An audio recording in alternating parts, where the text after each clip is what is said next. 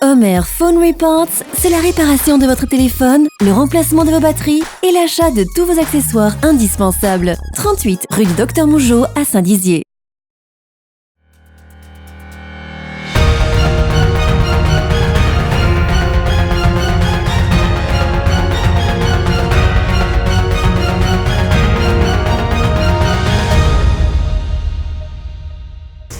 Bonsoir à tous, lundi 28 octobre, bienvenue dans votre journal et voici les titres de cette édition. Un live YouTube de 24 heures a permis de récolter une belle somme d'argent pour une association bragarde. Rencontre avec l'auteur du roman policier relatant un meurtre dans un lieu mythique de Bar-le-Duc. Et retour en images de la 10e édition de Champagne Day qui s'est déroulée à Vitry-le-François.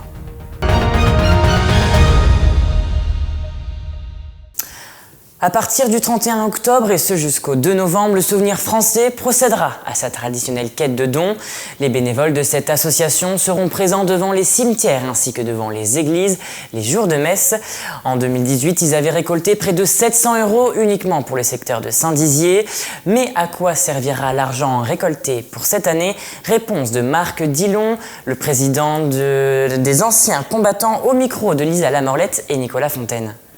Premièrement, c'est déjà la restauration des tombes des soldats morts pour la France, mais des tombes familiales. Le deuxième objectif, c'est d'accompagner des classes sur les sites de mémoire.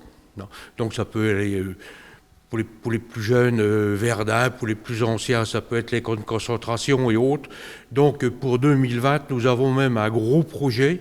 On va se mettre à plusieurs associations.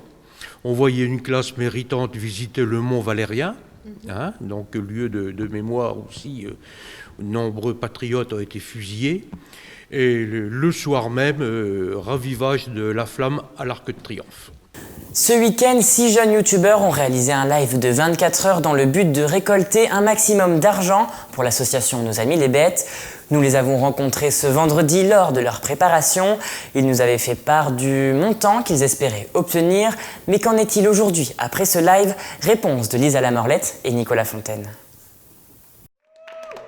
Allez, 5 balles, 1 euro, tout ce que vous voulez. 24 heures en direct pour récolter un maximum de dons en faveur de la cause animale. Voilà le défi de ces jeunes youtubeurs. Depuis plusieurs mois, Romain et Clément, alias Scro, tous deux lycéens à l'Estique à Saint-Dizier, se démènent pour trouver des partenaires pour organiser cet événement.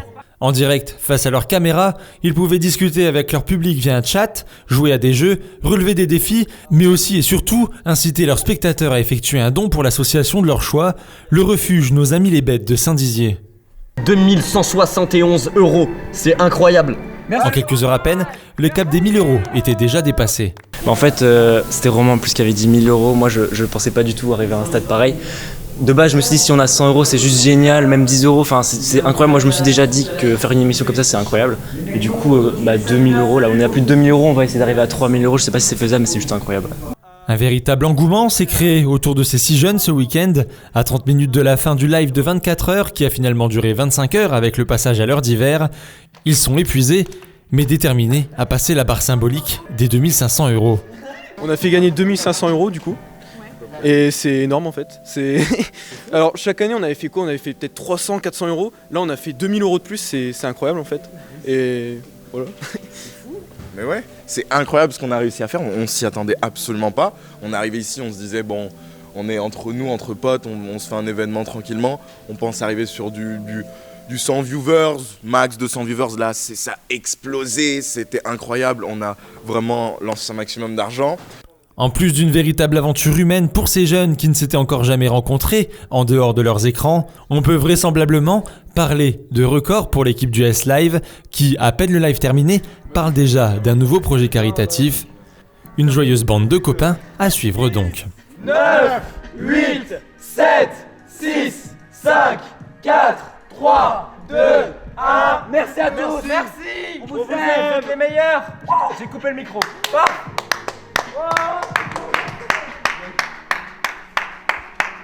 C'est incroyable. Mort à l'entracte, voici le titre du livre écrit par Nathalie Bonnetier. Née à Châlons en Champagne, cette écrivaine vit désormais à Bar-le-Duc. Attachée à la ville, elle a décidé d'écrire un roman policier autour d'un meurtre qui se déroule dans le théâtre des Bleus de Bar. Antoine Regnault et Nicolas Fontaine l'ont rencontré afin d'en savoir davantage sur son ouvrage.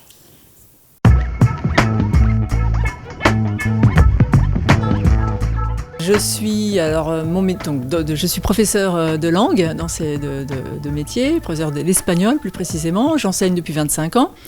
Je suis native de Châlons-en-Champagne, mais je suis arrivée à Bar-le-Duc toute petite. Autant dire que je me sens vraiment d'ici, quoi. C'est mes racines. J'ai toujours manifesté un goût évident pour les lectures et l'écriture. Dans le sein de ma profession, j'ai souvent fait des ateliers théâtre avec mes élèves. J'ai d'ailleurs participé de longues années au festival Mécène de théâtre amateur à Saint-Dizier. Donc au début, on a pris des pièces qui existaient déjà, puis après, m'est venue la fantaisie d'en écrire.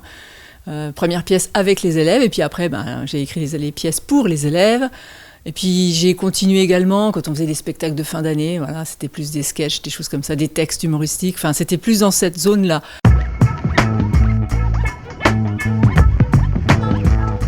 Il y a cela 3 ans, j'ai intégré une association patrimoniale qui avait eu la folle idée, la folle ambition de restaurer un théâtre qui était voué au démolissement pour faire un parking. Et comme j'ai toujours rêvé, étant jeune, de faire un geste, on va dire, pour le patrimoine, je m'étais dit, là, c'est l'occasion. En plus, c'est sur place. Donc, j'ai intégré, dès les premières semaines, cette association.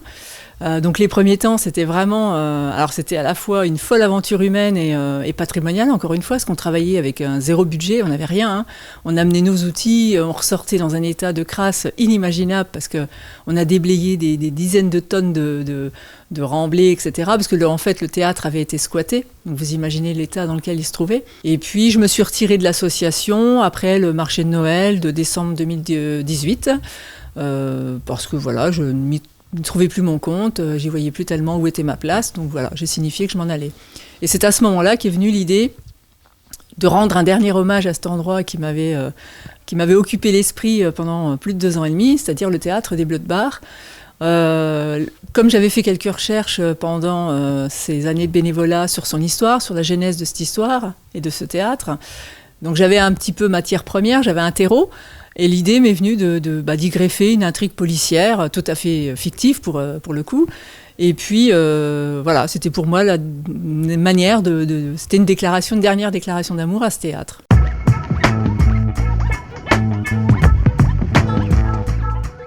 Donc il a été inauguré le 2 octobre 1902. Voilà.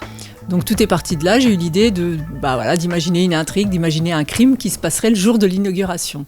Voilà. Et de faire aussi revivre le Bar-le-Duc 1900, parce que c'était une époque assez faste pour cette petite ville, qui est aujourd'hui un petit peu endormie, mais elle a eu un passé vraiment très, très dynamique et très, très riche. Et donc c'était l'occasion aussi de faire découvrir aux lecteurs qui voudraient bien lire mon livre, de redécouvrir un petit peu le Bar-le-Duc de l'époque.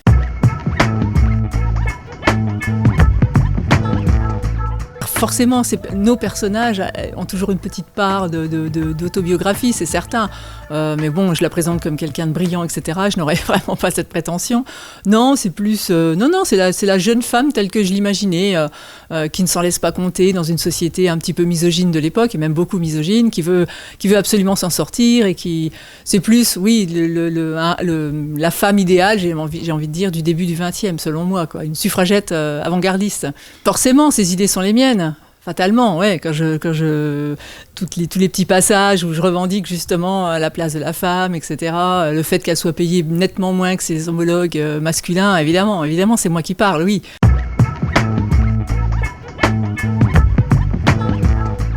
Une histoire policière, tout bêtement, parce qu'en tant que lectrice, c'est un genre que j'adore. J'adore les histoires, j'adore les uchronies. J'ai découvert ce mot, je vous avoue, il y a 3 mois, je ne le connaissais pas.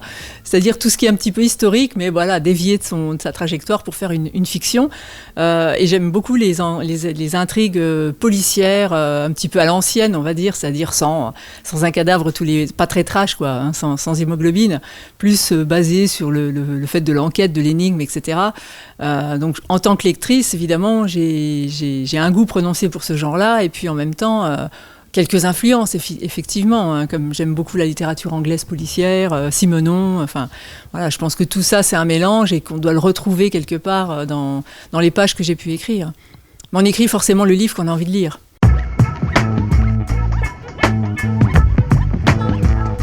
J'ai 2 livres en fait sur le feu. Un premier qui n'a rien à voir, on va dire, mais qui sera toujours avec un contexte historique, qui sera plutôt une saga à travers le XXe siècle. Et le second, qui est tout bêtement la suite de celui-ci. Alors suite, pas dans l'histoire, mais dans les personnages, il y aura un fil rouge, à savoir l'époque. On sera quelques années plus tard, mais on reste quand même dans la même époque. Bar-le-Duc, évidemment, dans un autre lieu chargé d'histoire, avec une autre intrigue, et puis même des gens, des personnages historiques fort célèbres ayant existé, ayant un lien avec Bar-le-Duc. Ça, je pense que peu de gens le savent. Et puis le retour du commissaire Gaillard et de Louise Doyen, peut-être.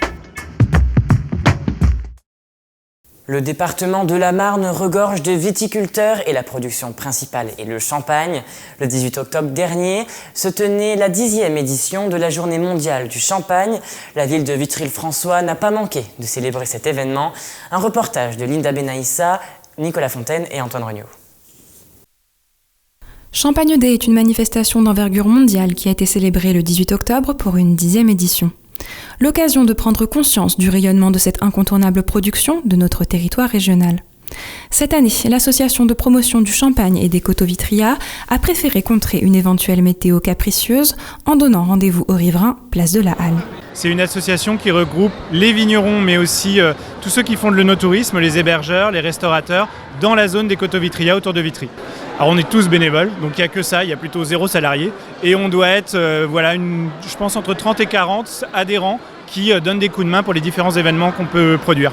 Depuis 2013, l'association œuvre à faire de ce produit, à la fois prestigieux et prisé, un élément phare et dynamisant pour la vie touristique et économique du territoire. C'est ce qui fait la richesse de notre région, de notre département. Donc non, c'est bien, il faut promouvoir tout ça. La route du Champagne qui traverse la région illustre ce dynamisme. Le point de départ de notre association, de la création de la PCCV, c'est quand la Champagne dans son ensemble a décidé de créer une route touristique ici, dans les coteaux Vitria. Et à ce moment-là, l'interprofession champenoise nous a dit « une route, il faut que ce soit animé ». Et pour ça, il faut qu'il y ait des fêtes, il faut qu'il s'y passe quelque chose. Et elle nous a demandé, elle nous a un peu aiguillonné pour qu'on se prenne en main, qu'on crée une association et qu'on fasse de l'animation. Sur l'ensemble du pays Vitria, les coteaux Vitria, c'est 15 villages. Ça n'est aujourd'hui que 15 villages, c'est 480 hectares.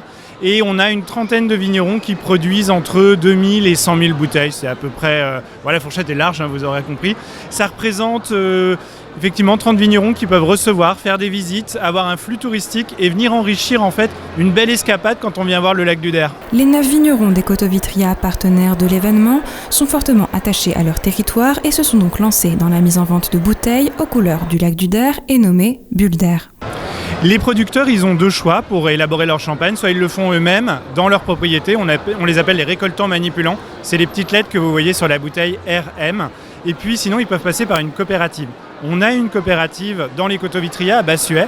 Et dans ce cas-là, ils confient leurs raisins à la coopérative qui va élaborer le champagne à partir de leurs raisins. Donc soit ils vont chercher de l'aide à l'extérieur, soit ils le font eux-mêmes.